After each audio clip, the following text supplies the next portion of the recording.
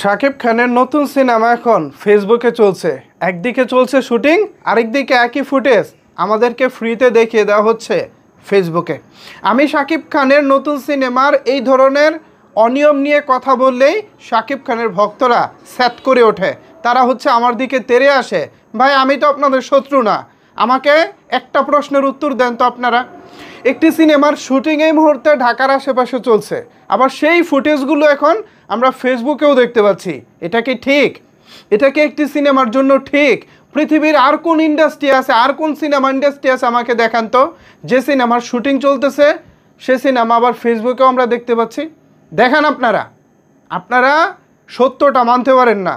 আপনারাই পারেন শাকিব খানকে বদলে দিতে, আপনারাই পারেন পরিচালক প্রযোজকদের স্বভাব পরিবর্তন করতে।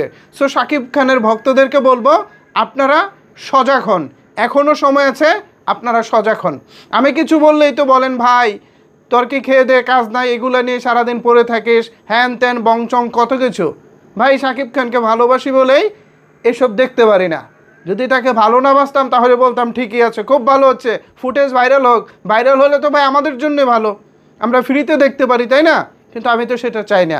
আমি চাই সিনেমা শুটিং হচ্ছে, ভালোভাবে শুটিং হোক, পুরো সিনেমাটা রেডি হোক, আমরা সেটা হলে গিয়েই দেখব।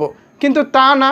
আমি এখন দেখতে পাচ্ছি ঘরে বসে শাকিব খান একটি বাজারে যাচ্ছেন, সেখানে শাকিব খান হয়তো বা সরকারি কোনো ম্যাজিস্ট্রি পাওয়ার নিয়ে ভোক্তা অধিকারের কোনো একটা চাকরিতে তিনি আছেন, বাজার তদারকি করতেছেন, সব ঠিকঠাক চলতেছে কিনা এই টাইপ কোনো একটা দৃশ্য হয়তো বা চলছে, মানে ভিডিও ফুটেজ দেখে যতটুকু বুঝলাম।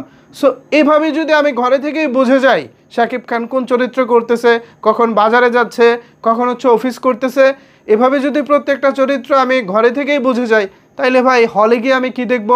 আমি শাকিব খানের ভক্তদেরকে এই প্রশ্নটা আমি করতে চাই। আমি এই প্রশ্নটা শাকিব খানের ভক্তদের কাছে রাখতে চাই। এই অনিয়মের বিরুদ্ধে এই যে চলতেছে এগুলো তো ঠিক না, টোটালি অনিয়ম। শুটিং চলবে, সেখানে আবার মোবাইল ফোন কিংবা দূর থেকে মানুষ এটা শ্যুট করে কিভাবে? এটা কি বন্ধ করার দায়িত্ব পরিচালক কিংবা প্রযোজকের না, সিনেমার টিমের না? এখন তারা যদি বলে যে না ভাই আমি তো বন্ধ করতে পারতেছি না, তাহলে তো এটা আরও ভয়ঙ্কর ব্যাপার। এখানে শাকিব খানের নিরাপত্তার বিষয়টাও তো তাহলে জড়িত।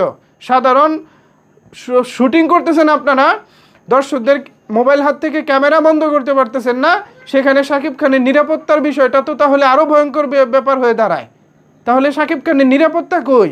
আপনারা শুটিংয়ের নিরাপত্তাই দিতে পারেন না, সেখানে দেশের একজন নায়কের নিরাপত্তা দিবেন কিভাবে? সি আমি মানে এগুলো ভাবলেই তো ভয়ঙ্কর ব্যাপার স্যাপার মাথায় চলে আসে। সাধারণ শুটিং সেটটাকেই তারা সিকিউর করতে পারে না, মানুষের মোবাইলের ক্যামেরা বন্ধ করতে পারে না, সেখানে তারা শাকিব খানের নিরাপত্তা দিবেন কিভাবে? না না না না, এইটা আসলে ঠিক হচ্ছে না।